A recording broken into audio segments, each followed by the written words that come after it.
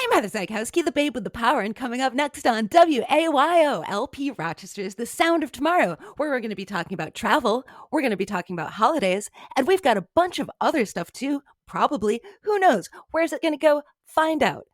But first, Hey, Heather, how was your big weekend with your house guest? it was okay. Oh, no. Was she not as nice as you thought she was? Because you hadn't met in person until this weekend, right?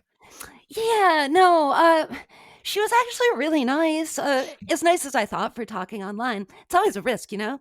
But she was nice. Oh, that's good. So you had fun? Yeah, we got to the gallery she'd wanted to see and we did a little shopping. It's still weird with the pandemic and all, so we didn't do as much as we could have, but we got good food and talked a lot and all that was fine. Okay, so I mean, what was the problem? That all sounds really nice. Uh, I, it's stupid, but Ross, she ate my mummy hand. Oh, no.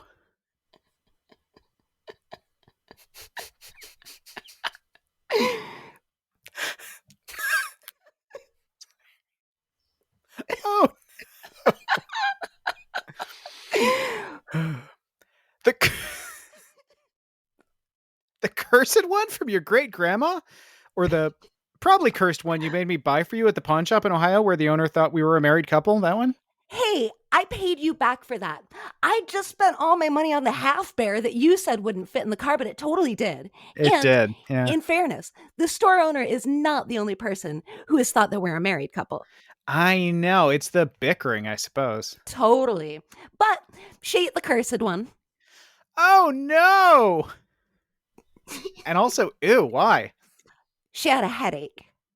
And became unhinged and decided in her fever dream to munch on musty old mummy hands like you do. Wait, no, you don't know this?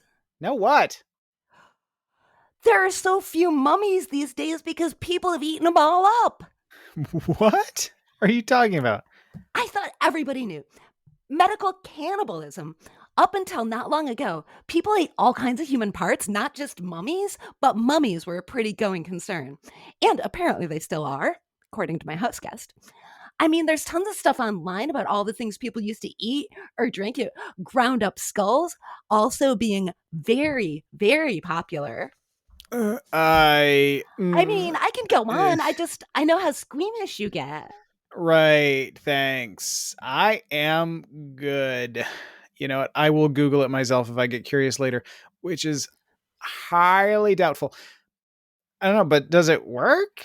Well, I can tell you, my friend's headache did clear up right away. I'm amazed. But she could have just asked me for an Advil. Because now I think she's cursed.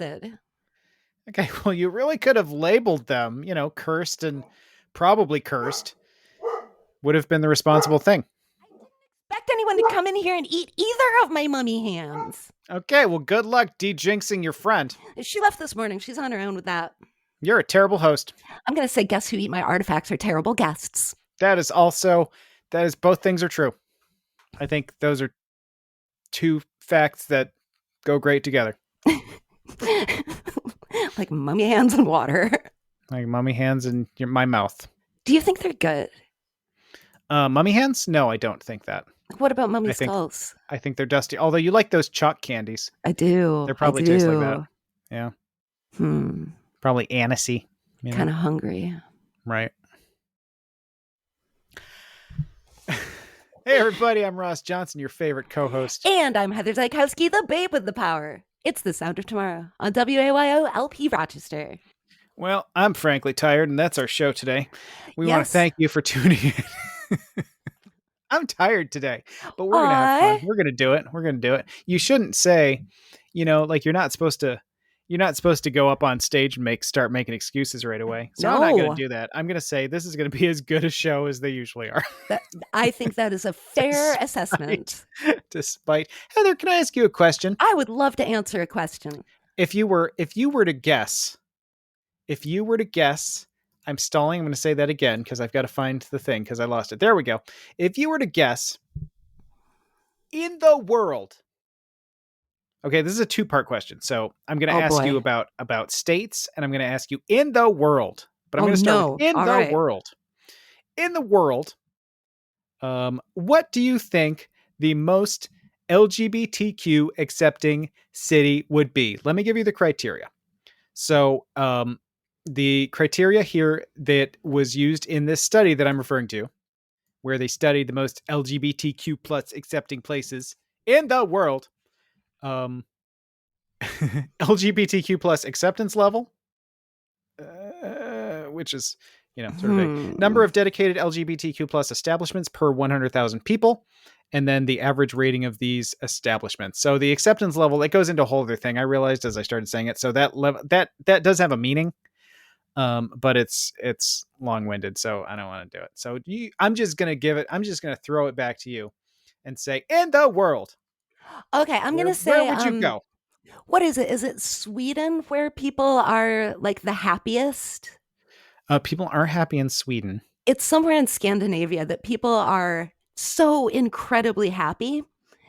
So I'm going to say there, because you'd think if everyone in your country is so happy, that means also the LGBT plus community is happy.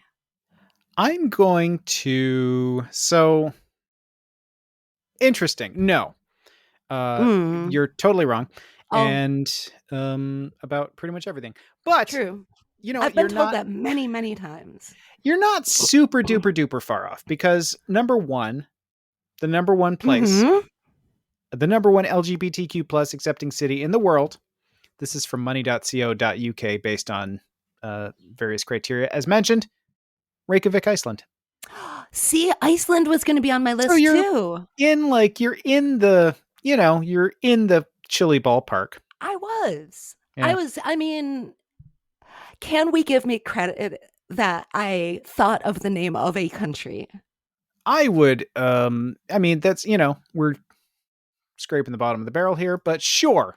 Good. I will have your trophy made up. Thank you. Post haste. I'm excited. Do you have another city you would guess? Like in the world? In the world. In the world. In the world. Amsterdam. Amsterdam is number 2. Wow! Wow! Yeah. You'd never guess. You'd never get number 3, but number 4 you might get. We're not going to do this forever, by the way, because there's a top 20 list, so we're gonna cut this off soon. But the number 4 is a city. They're only in the top 20. There are 3 cities in the United States out of the top 20. 5 actually. Okay. US is looking better than I thought here. But number 4, you might be able to guess. So number 4 is an American city. Number 3 is Rotterdam. Okay. Which I don't know that you would guess. I wouldn't guess Rotterdam. I wouldn't think of Rotterdam. No, especially not after you guessed Amsterdam, but you already did it. So I know I got Amsterdam. I'm so excited. US cities, Los Angeles, San Francisco. I was close. You were close. Los Angeles is number 16. Okay. All right. I still got in the top 20. I'm going to say this pop quiz, I did all right. You did all right. Dublin, Brussels, Edinburgh, and Cardiff were the next, and we'll say Glasgow and Madrid. We'll go to the top 10. Are the next? That's rounding out the top 10. If you were to guess a state in the United States, so the criteria for states they used were a little different. These are how easy it is to change the gender marker on your birth certificate and driver's license, the level of support for LGBTQ plus adults wanting to start a family. Again, that's a little complicated, but there's more detail, but we're not going to do it. Work safety and percentage of adults over 18 who identify as LGBTQ plus. So those are the criteria. Oh, and percentage of LGBTQ plus adults aged over 25 raising children. So those are the criteria they looked at. What state would you guess? Go. I guess I'd say California. I'd be wrong. Yeah. One more try. I'll give you one more shot. One more shot at it. Washington State. Hawaii. Oh, Hawaii. All right. Yeah. California is number 4. So it goes Hawaii, Maine, Vermont, California, Minnesota, which is sort of surprising. New York comes in at 10. Washington State's 11. Okay. So there's a top 20. And I don't know, like, I feel like in the United States, and I could be wrong about this because I haven't gone through all of the stuff about the study, but I feel like once you get out of the top, like 10 maybe here, it probably drops off pretty quick in the United States, like in some of these criteria. You know what I mean? Yeah. Yeah, I would think so because we have a lot of states where there really aren't any rights for LGBT plus people at all. Right. And Right. rights are actively denied and suppressed and revoked.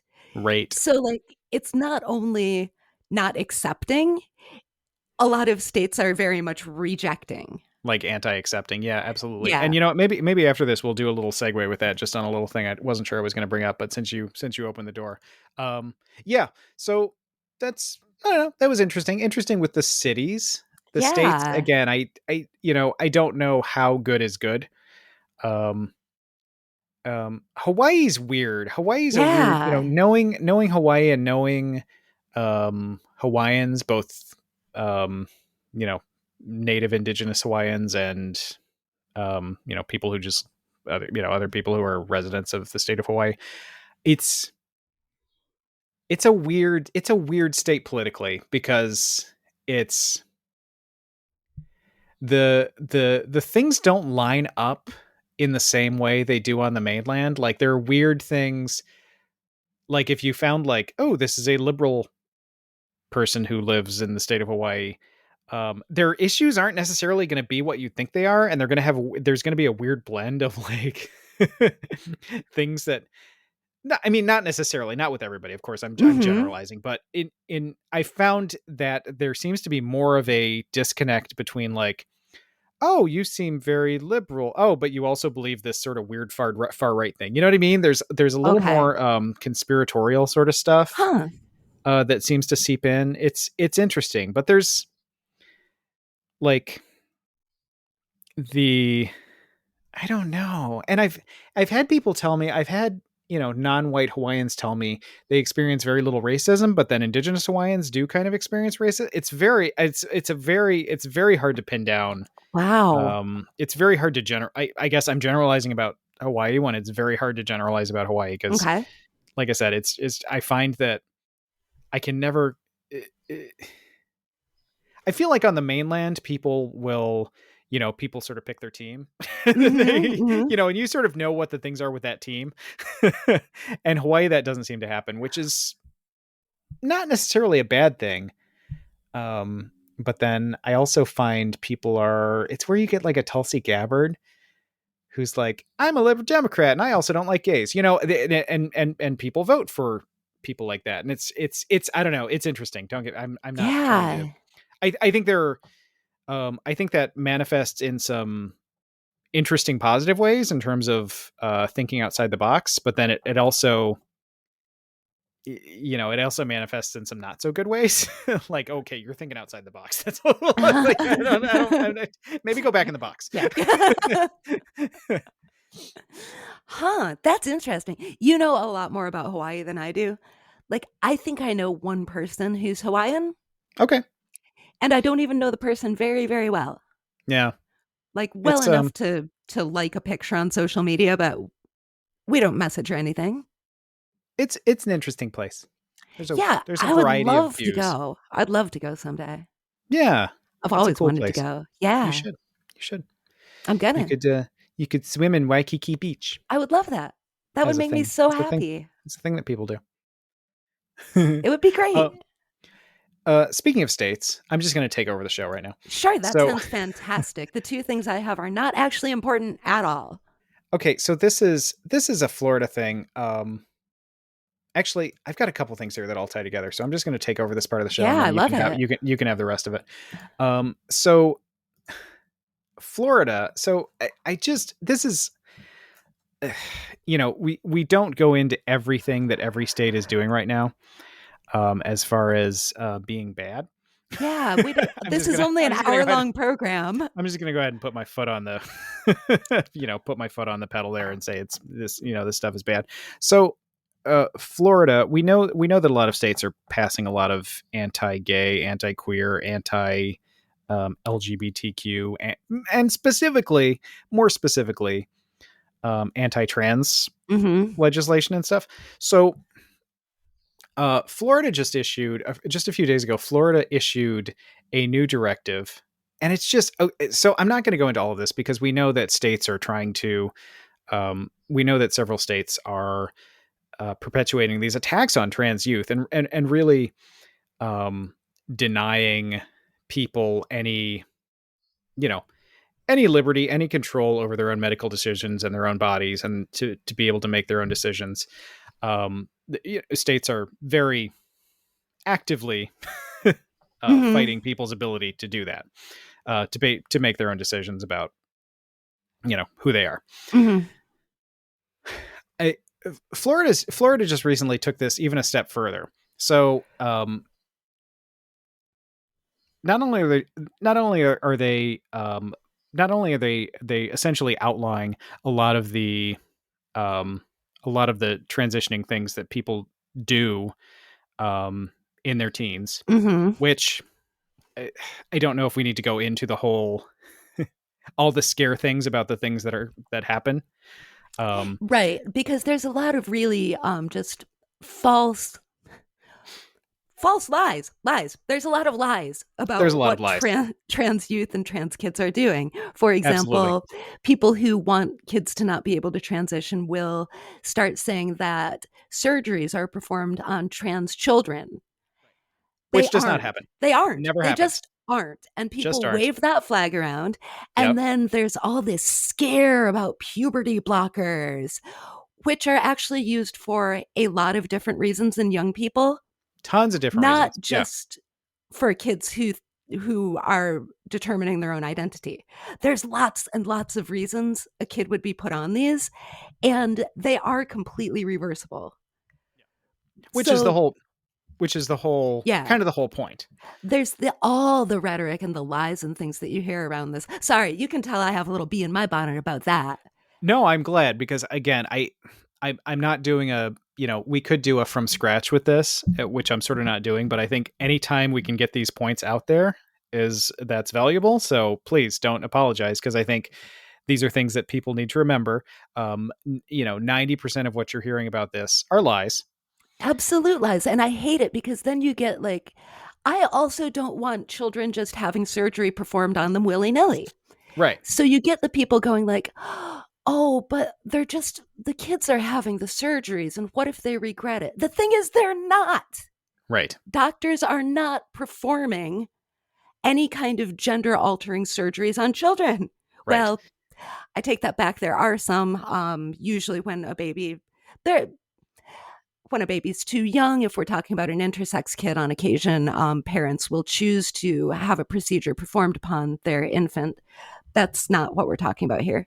Right. And that happens very frequently. So, so the surgeries that are being performed are by people who are deciding at birth what, right. what their child's gender should be based on their personal preference. Because again, you have a situation where a child is born intersex, which is, more common than people think. It is. All of this, as we've talked about, several times, medically, for people to be in different places on the gender spectrum, on the sort of intersex spectrum, a lot more common than people think, because there's a lot more to gender. There are aspects we still don't understand, but medical science understands an awful lot. And we've talked about all of the things that go into sort of creating a gender. And again, our gender, even the word gender is sort of misleading, because that's a social concept. Right. But all of the things that go into determining our gender, it's a lot. And people don't realize, even just medically, even just at the things you can see, either under examination or microscope, even those don't line up as neatly as everybody thinks they do. There are a lot of people whose chromosomes don't match up. You can be for not at all uncommon. People are like, oh, if you have XX, you have XY. Even that is very common. You could go your whole life not realizing you don't have the chromosomes you think you have. Right. Or you have extra ones. Exactly. It happens often. I don't know how many chromosomes I have. I've never had anybody tell me. Right. Which Exactly. ones do Probably I a have? lot. No clue. I know. I think I Probably a probably do. Yeah. probably a lot. Yeah. I I bet. think you have several. A few. Um, but But so anyhow, I didn't mean to go down that road either. I didn't want anybody adding me going like, well, they do surgeries on children. It's like, yes. well, And well, I'm not really for surgeries being performed on children who are too young to even have a notion of what consent means. and it's already, again, these things are already, these things are, there's already medical science and guidance about these things. There are already laws about these things. Yes, you can't perform experimental surgery on a child. There's no parent. I mean, I'm sure there's a parent somewhere, but there's no there's no parent who should be parenting. There's no child, there's no medical professional, and there's no place where it's legal to perform experimental surgery on a child. So to Mm-hmm. bring that up as a, oh, we need to stop this experimental surgery Yeah. on children, it is a distraction. But so what Florida's done, Florida's taken this a step further, and this is where a lot of states are going. So social transitioning is now essentially against the law. So the Florida Department of Health put out a statement. And by social transitioning, what they're talking about specifically, now there's a lot to social transitioning. Again, we're not doing this from scratch here. Maybe someday we should, um, as opposed to tackling this in bits and pieces like we generally do with Mm-hmm. every topic. Um, but here they're specifically talking about, and they specifically mention, you may not change your name or use a different name. You may not change your pronouns or use different pronouns. You may not. They mention, and this one was the most interesting to me. And again, how much is any of this enforceable? You may not. They refer to clothing changes. Oh no. Um, so again, so this is these are the champions of small government who are telling you you may not use a different name Mm-hmm. than the one on your birth certificate, apparently. Yeah, sorry, Um, Billy, you're William now. yep, you may not use different pronouns. You may not, and the clothing thing, Stonewall. One of the sort of inciting facts about the Stonewall riots was this occurred at a time when there were laws about in New York State about what people could wear, Mm-hmm. and they weren't enforced. I mean, they existed to be an ongoing threat. It's like, Right. oh, this isn't something we're going to enforce all the time, but we can when we feel like it and we want to, Mm-hmm. and we want to get somebody. And the laws were, you have to be wearing at least 3 gender appropriate, as defined by it. Again, the law is a little, I say defined, these laws are always vague. So they can be sort of broadly applied. But Yeah. you had to have 3 gender appropriate pieces of clothing. So, you, Heather, you'd have to be wearing 3 girls things, whatever I that is. I'd so have to be wearing 3 boys things. a skirt and a dress and a blouse? Yes, you'd have to be wearing a skirt and a dress and a tutu. um, but I mean, so and again, but this fat. I mean, the I don't know. So I guess good. I guess good luck not. Good luck wearing pants in Florida. I guess for you. Yeah, If you're that not allowed to wear. I do always find that interesting when there is some kind of governance like that, because just as I said, like I have to wear like what if I just want to wear one dress? Right. I mean, then do my shoes count separate? But what if I'm just wearing like sneakers? Yeah. Because everybody wears sneakers. So can I not wear Yeah. sneakers and a dress and then I'm not dressed for my gender? Yeah. Or like do my undergarments count then? Like Yeah. I yeah, it is so interesting too. You said like these are the proponents of small government, and it's so hypocritical. They're like, no, we want small government, fewer rules, except when it comes to governing children. Well, and except when it's anything we don't like, or Yeah. anything we don't feel like we like. And again, there's so much, this is not, there's nothing new about any of this. Plenty of cultures have plenty of cultures have recognized that gender is not a simple binary for centuries. Right. Medical science has understood this for decades. Modern medical science has understood this Yeah. for decades. And there's a lot of, pick up a book, Yes. read some articles. Don't destroy people's lives because of things you saw on Facebook and because of scare tactics about what they're doing to the children. There's no, there's plenty of child abuse, but there's no reasonable parent. There's no, the problem with being a young trans person in America is not that there's this wild surplus of supportive parents. That's not the problem. Yeah. It's not that we're seeing this stuff that like, well, parents are just trying to force their kids to be trans now, and trans, there's so much, we're seeing stuff about, there's so much societal pressure to be trans now. It's like, no, it's still really hard. Yeah. It's still not presented as a fun thing for trans people to have to live with. I think, maybe talk to a trans person about it. There's a good chance they'll tell you it's not as much fun as you're making it sound. Right. Yeah, that's definitely a weird thing when people are saying like, oh, well, now parents are just pressuring their kids to be trans or non-binary. It's like, I don't think so. Yeah. I think at most parents are going like, honey, as you continue to grow up, we love you for whoever you are. Right. We'll continue to be supportive. And again, these are decisions that are made between when you're talking about minors, these are decisions that are made. And again, the decisions that are being made are not the, again, reminder one more time, as Heather said, yes, the decisions that are being made are not the extreme surgeries that people are talking about. That doesn't happen.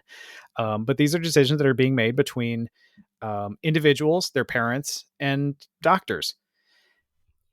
So for you to come along and jump in and say, no, this isn't right. Yeah. And for the government to come in. That's a boy and he should not be allowed to wear a blouse or or use a different name. Yeah. I mean, it is, well, it's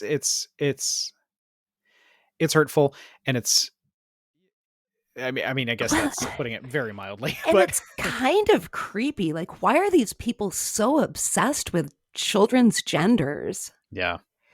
I mean, it just kind of occurred to me to put it in those specific words. It's like, ew, why are you thinking so much about like what surgeries these kids might be having on their genitals, or what kinds of genitals they have and what those mean?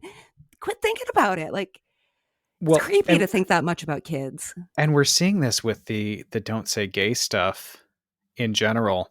I mean, this, you've got these laws about like, you've got these laws in these states where you are not allowed to acknowledge the existence of gay people to children because it's grooming and it's disgusting, and they're going to think about gay stuff, and they're going to think about all this gay stuff, and they're going to think about kissing, and they're going to be kissing each other, and they're going to be kissing, and they're going to be pedophiles. And it's like, no one was thinking about that. Like, I have been married for 20 years. There is nothing even remotely pornographic about my relationship at this point. No. I mean, it's pretty like, it's a lot of watching Jeopardy. I mean, there's not like, you're the one who made it. You're the one who's, I mean, like, you're the ones who are getting really graphic and making it dirty.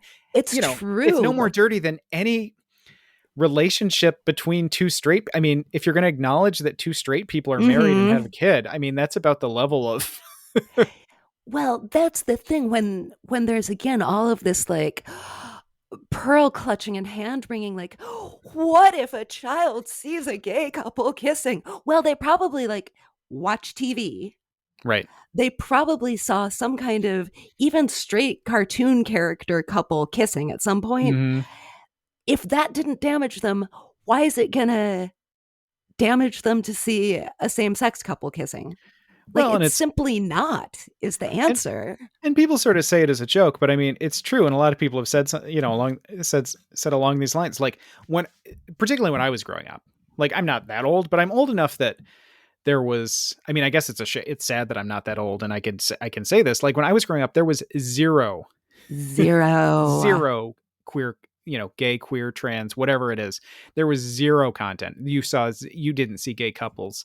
Gay couples were not, and I didn't live in a place where people would hold hands, or, you didn't see people outside. You didn't see people on TV. You didn't see people in movies. Well, and gay people back then were always like, when we were kids, were like the butt of the joke. Right. It was always like a terrible thing to be. Yeah. And I'm still not straight. Yeah. Like I had a lot of grooming to be straight. You really did. Like, I had just a lot of bombarded. I had a lot of old people asking me, when I was 5, if I had a girlfriend, or who my girlfriend, or there's my girlfriend, or what, like a lot of like, are you going to get married? I mean, there were, if all of this is sick and disgusting, believe me, I've lived through it. Yes. Still gay. Yeah. That's the thing. It's, again, just a bunch of false arguments. Yeah. And I've seen, this is an original thought, but really, if you want to do the malicious compliance with it, okay, there's no gender at school.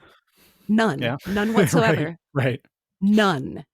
And all books have to be rewritten so that there's no mention of any kind of father or mother, no kind of mention of a couple, just absolutely no gender, and nobody is allowed to come out as anything. Yeah. You know what? Leave it till, in fact, no one can have I guess no one can make these decisions till they're what, 18, 21? So legal adulthood, which is currently so everybody's 18. Everybody's genderless. they. Everybody's they. Yeah, everybody's they. Mm-hmm. I don't want to hear any discussion of gender. Yeah. No, and I believe that this means that we will have to go to some kind of children's uniform system. Perhaps perhaps yellow.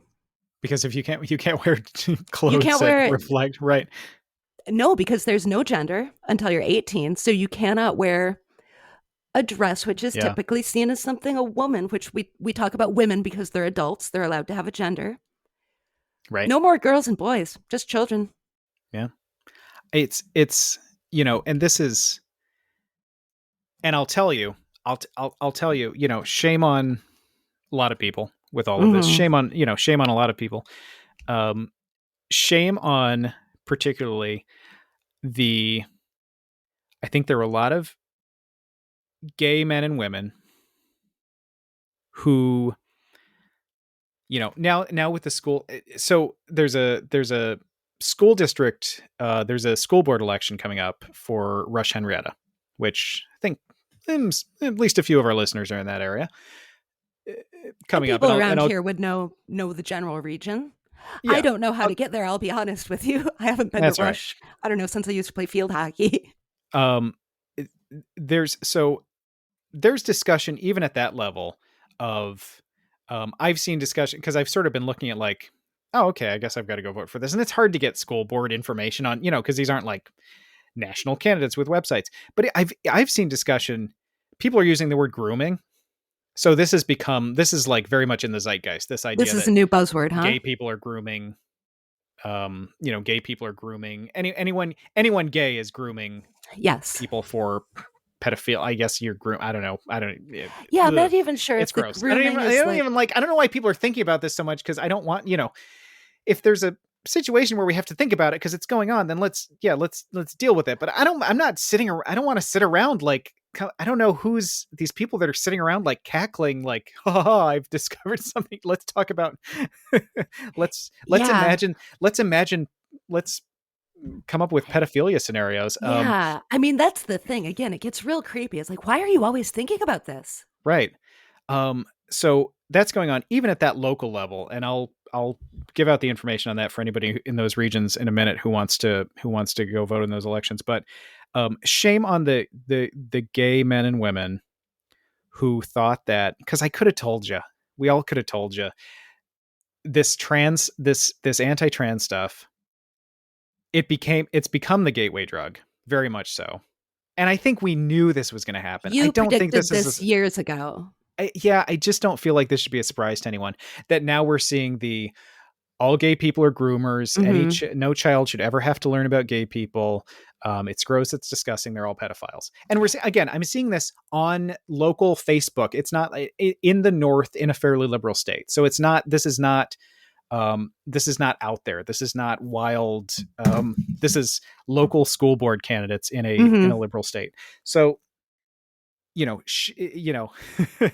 knew they were going to, and then they came for me. You knew they were going to come for you.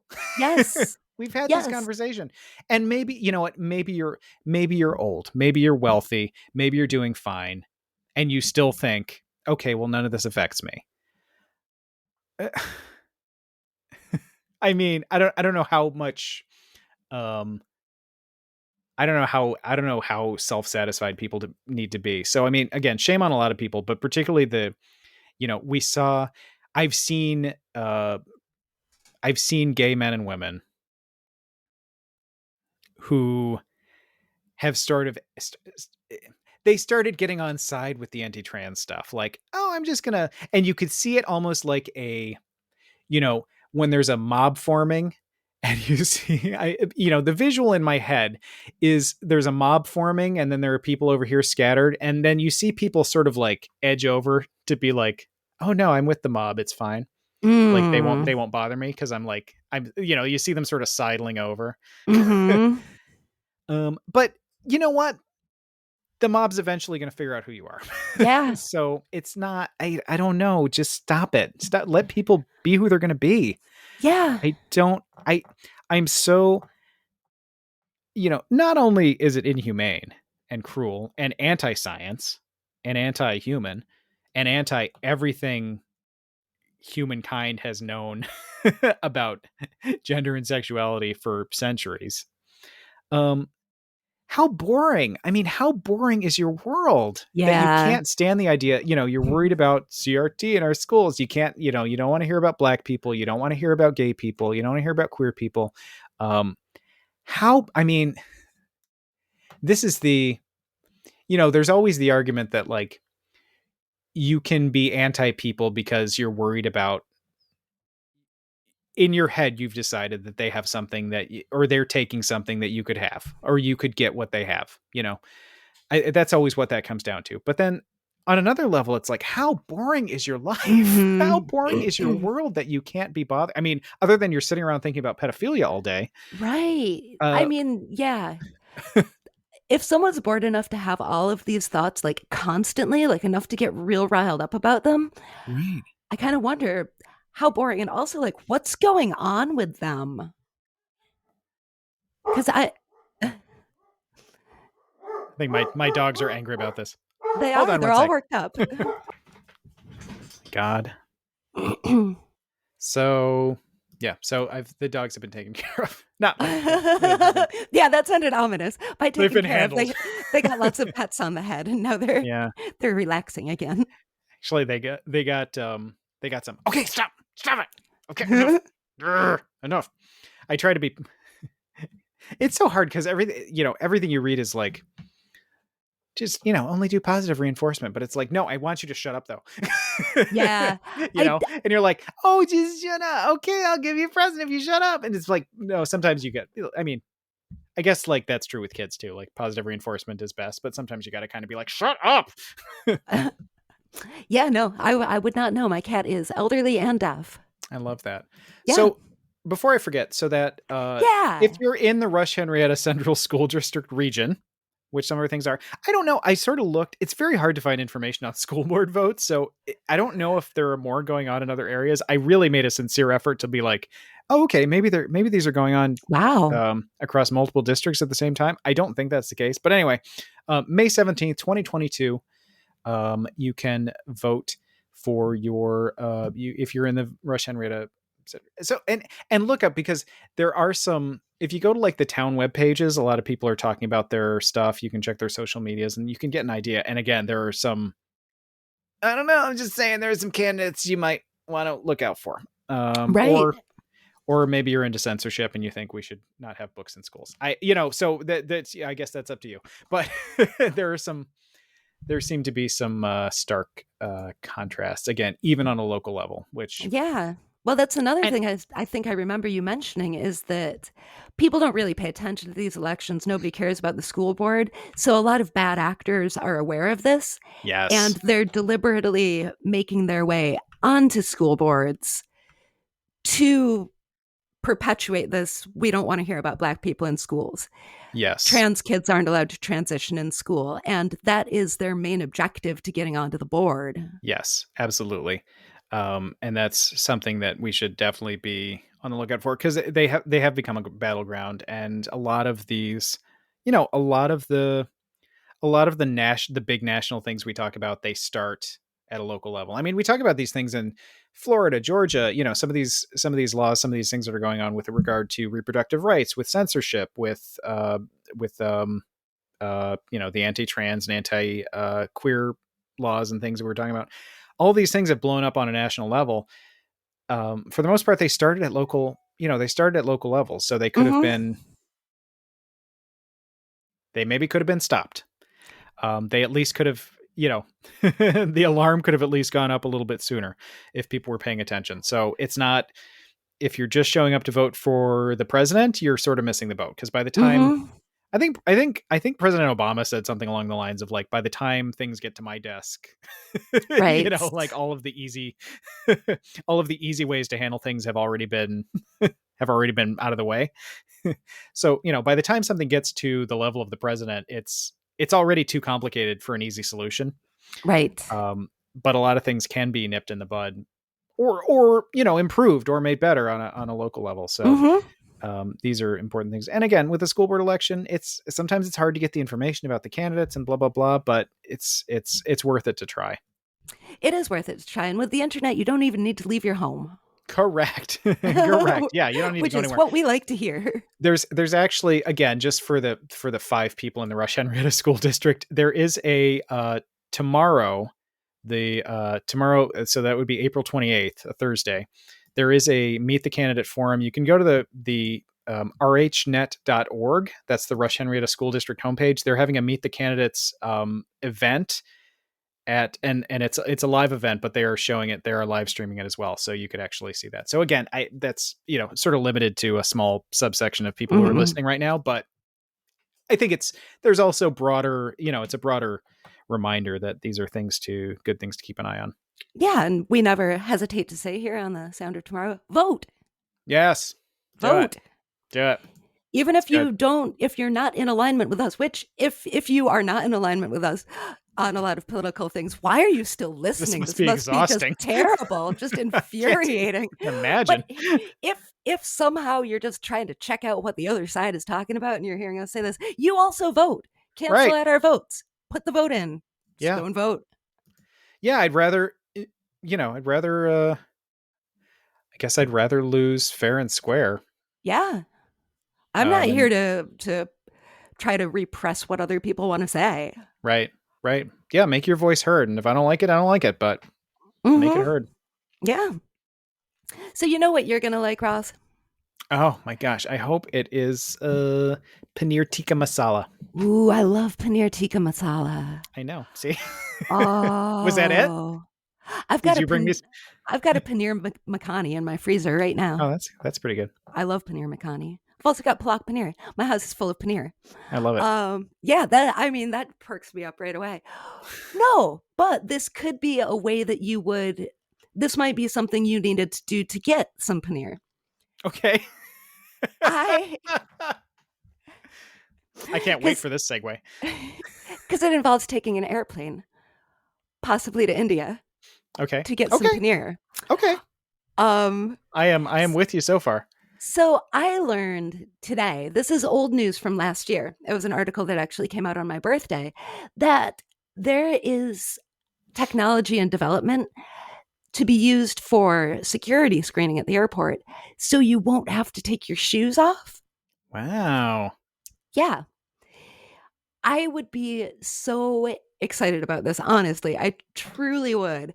I guess it's a Wilmington-based company that has licensed technology that uses electromagnetic waves to generate an image of the bottom of travelers' shoes.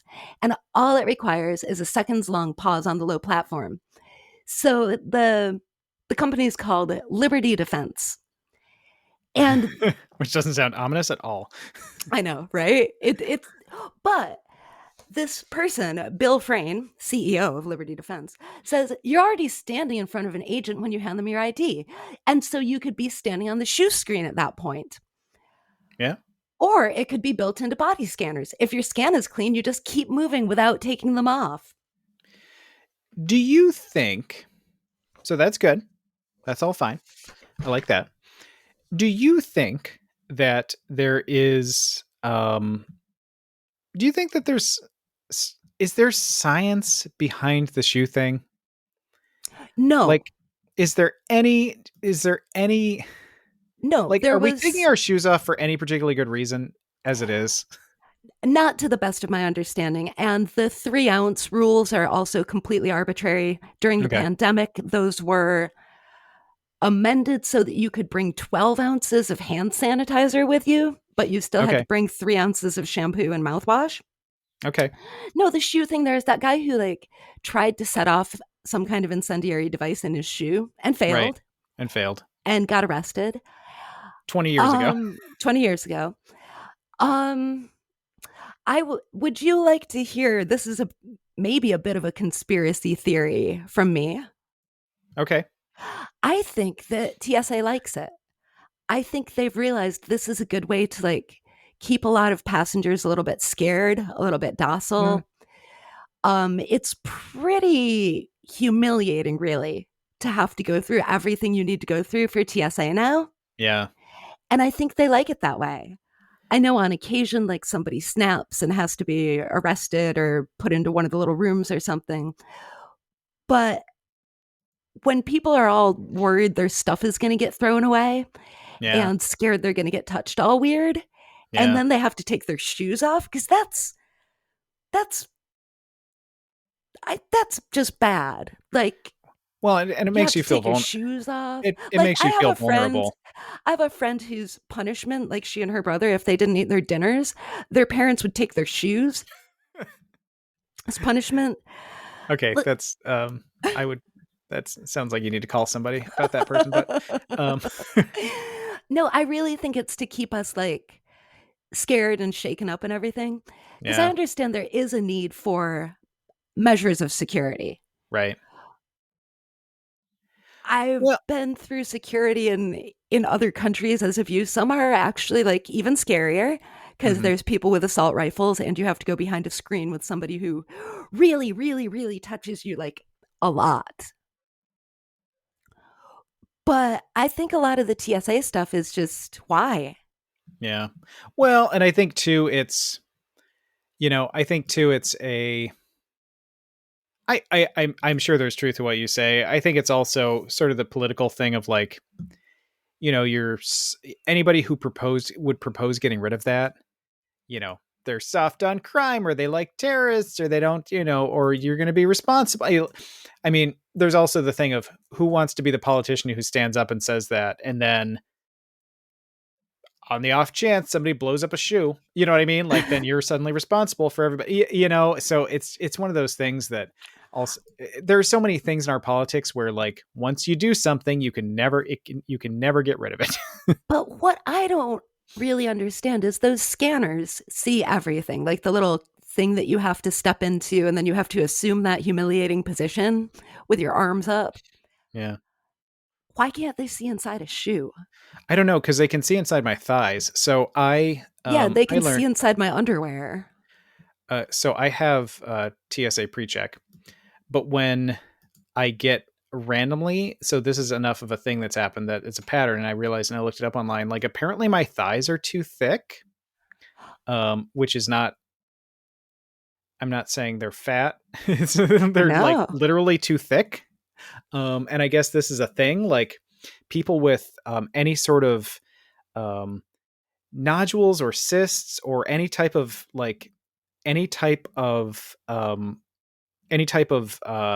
skin or fatty material or anything that's slightly denser than normal, people get the machine will go off, and they'll be like, they'll have to get patted down like they have a gun, concealed in their shoulder or whatever.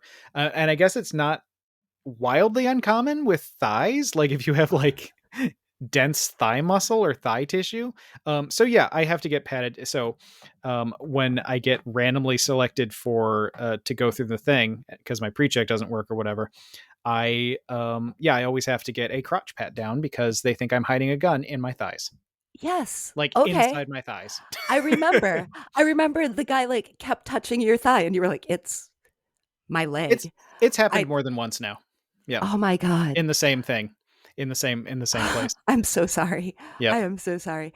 Yeah, So so they can see that you have a gun in your thigh. Why can't they see if you have a bomb in your shoe? right. Like, why do we Right. need to take the shoes off? Right. Like, I've heard anecdotally, this was just somebody who told me that they had a breath mint in their mouth, and Okay. TSA was like, "What's that in your mouth? Is that drugs?" And they were like, "It's a breath mint." But they could see it, like with the scanner. Yeah. So I don't see why the scanner can't see inside your shoes. But from this weird security defense patriot company, they're also working on another technology called HexWave that would just be a full scanner. And it would do what the scan thing is supposed to do, Okay. but way more efficiently. And it would also pick up things like plastic guns Okay. and volatile explosive things, things that currently can be slipped through easily. And you wouldn't have to take out your phone or your keys or anything. See, that would be Like fine. it would just scan. I mean, because we accept that if we go to the airport and get on a plane, it's going to be annoying. You know, I think we accept that. So Yes. it'd be nice if it were a little less annoying. Yep, it would be, because I do understand, like, they have to run your bags through the x-ray. You can't just bring a loaded gun on a plane, like, I guess, Right. unless you're an air marshal. So I get it. I'm not saying, like, it should go back to the days where you just bring everything you want to the airport, Yep. because that's probably not great.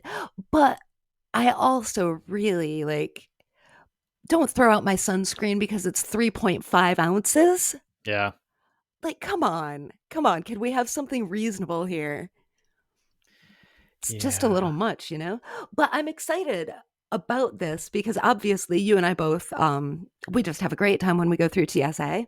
Yeah. It's very comfortable and not at all nerve-wracking. And we're both the kinds of people who really like it when strangers touch us. Right. So, Yeah. but Yeah. so this application would also be good for all kinds of different things where you need to be somehow security screened before you come in. You know, Yeah. I mean, concerts, games.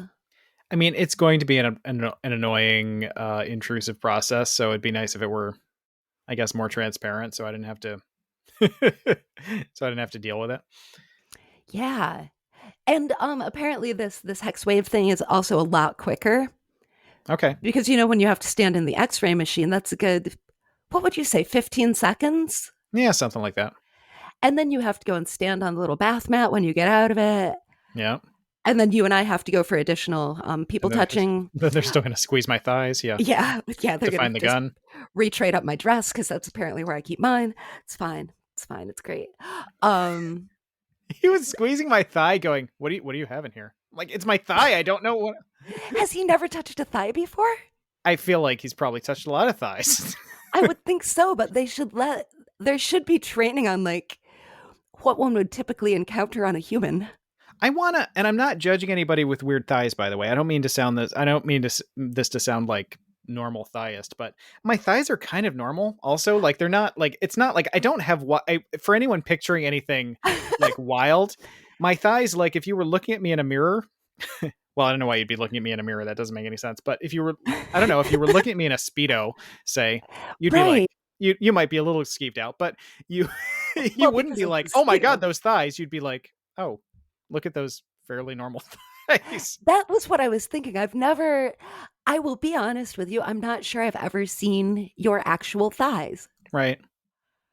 Seen me in lots of pants, though. Yeah. Yeah.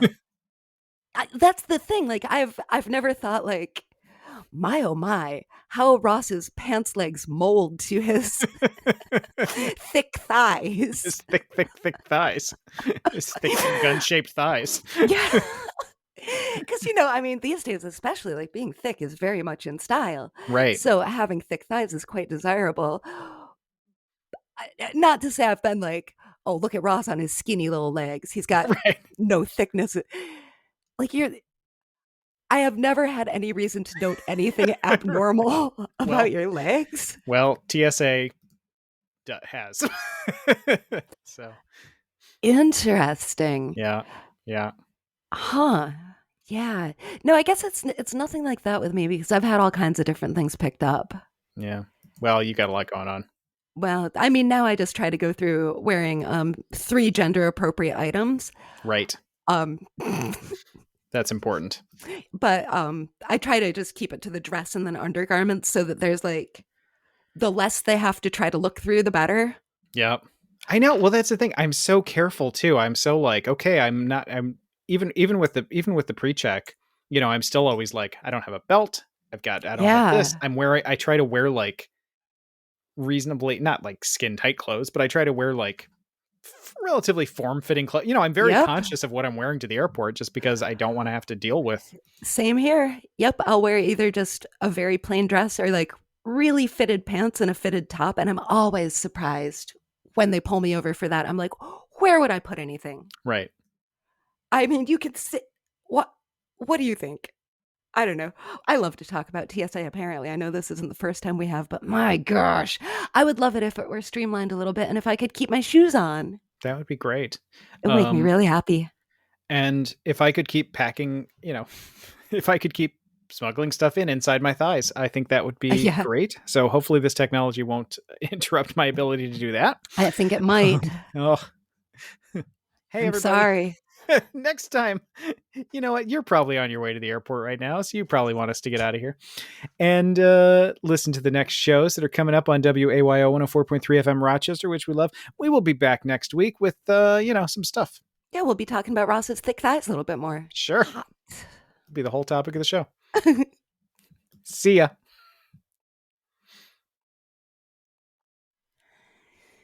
So, Ross, will you drive me to Ohio?